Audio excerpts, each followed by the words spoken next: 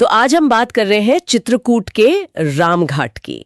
हमारे पास जो स्रोत हैं उनमें इसका बड़ा दिलचस्प जिक्र मिलता है। हाँ, रामघाट चित्रकूट की मतलब एक बहुत ही महत्वपूर्ण जगह। कहते हैं ये वो जगह है जहां भगवान श्री राम ने अपने वनवास के दौरान, मतलब वो जो 14 साल का निर्वासन था, बिल्कुल अपना पहला कदम रखा था। पहला कदम, हाँ, यहीं से शुरुआत मानी जाती है एक तरह से। जरा सोचिए, कहानी की शुरुआत वो भी ठीक यहाँ से। बिल्कुल, और यही बात इसे सिर्फ एक नदी किनारे से कहीं ज्यादा बना देती है।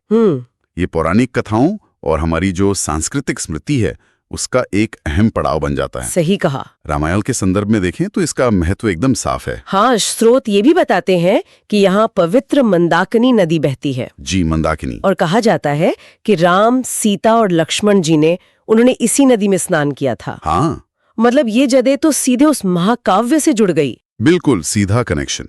और सिर्फ स्नान ही नहीं, स्रोत ये भी कहते हैं कि यहीं से उनके वनवास की वो जो असल यात्रा थी, अच्छा, हाँ, वो यहीं से शुरू हुई थी। ओहो, तो ये एक तरह का क्या कहते हैं प्रस्थान बिंदु है, हाँ, जहां से कहानी आगे बढ़ती है।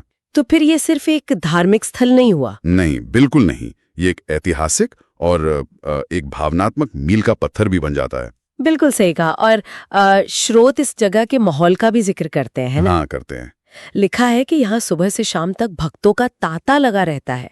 मतलब एक तरह का मेला ही समझ लीजिए। हाँ, बिल्कुल मेला सा माहौल रहता होगा। और ये भक्तों का लगातार आना जाना दिखाता है कि ये आस्था कितनी जीवंत है आज भी। सही बात है। ये सिर्फ मतलब किताबों में लिखी कहानी नहीं रह जाती, ये लोगों के जीवन का हिस्सा है। हाँ हाँ, और शाम की आरती, उसका अनुभव तो बेहद शांत और यादगार बताया गया है। जी, स्रोत कहते हैं कि वो माहौल मन को एकदम शांति से भर देता है। हाँ, और शायद वो शांति इसलिए और गहरी महसूस होती होगी क्योंकि स्रोत एक बहुत ही अनोखे अनुभव का वर्णन करते हैं। कैसा अनुभव? वो कहते हैं कि वहां जाकर ऐसा लगता है जैसे कोई रामायण के किसी जीवित प्रसंग का हिस्सा बन गया हो। अरे वाह, ये तो बड़ी कमाल की बात है ना? मतलब इतिहास, कहानी और आस्था, ये सब मिलकर एक ऐसा अनुभव रचते हैं जो लोगों को जैसे जमाने के पार ले जाता है। हाँ हाँ, बिल्कुल। ये दिखाता है कि कैसे कुछ स्थान सिर्फ जमीन का टुकड़ा न रहकर कहानियों और विश्वास के जरिए एक गहरा, एक व्यक्तिगत अनुभव बन जाते हैं। ये रामघाट सिर्फ पत्थर और पानी नहीं है। हाँ, ये उस कहानी का जीता जागता प्रतीक है, जो कहानी पीढ़ी दर पीढ़ी सुनाई जा रही है। बिल्कुल। तो अगर हम स्रोतों से मिली सारी जानकारी को जोड़कर देखें तो जो मुख्य बात निकलती है वो ये है कि रामघाट सिर्फ एक तीर्थ स्थान या नदी का किनारा भर नहीं।